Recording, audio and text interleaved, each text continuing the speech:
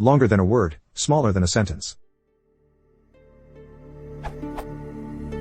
What would you call a linguistic construct that is just big enough to convey a meaning within a context, longer than a word but not having the length and proper form of a complete sentence? Like, for example, good job or nice shirt. Neither of those is a full sentence but both get the point across. A sentence set, or is there a formal term for it?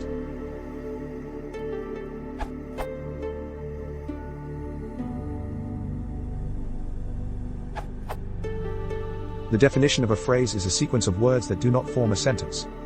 By sequence I mean they are normally in some order, or at least not separated by full stops or line endings and such.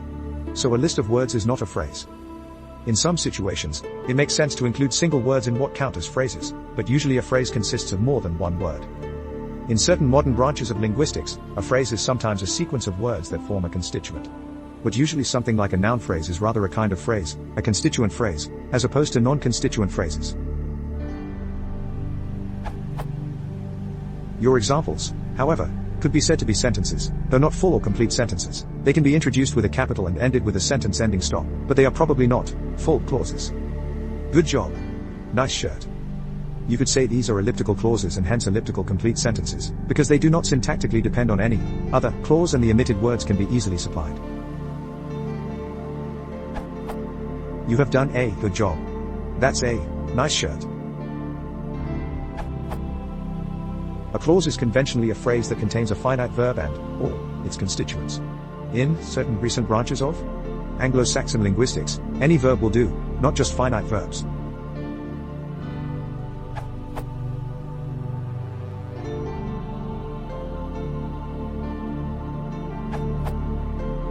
The basic grammatical units are morpheme, word, phrase, clause and sentence.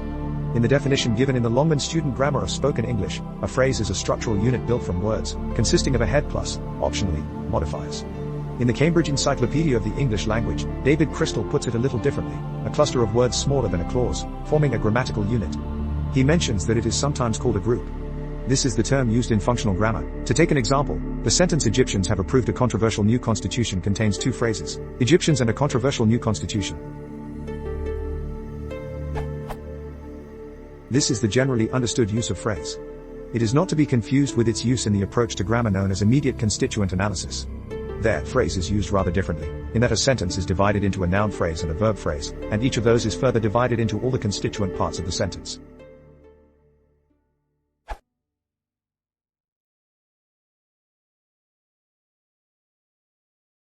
If you want to support the channel, please consider subscribing.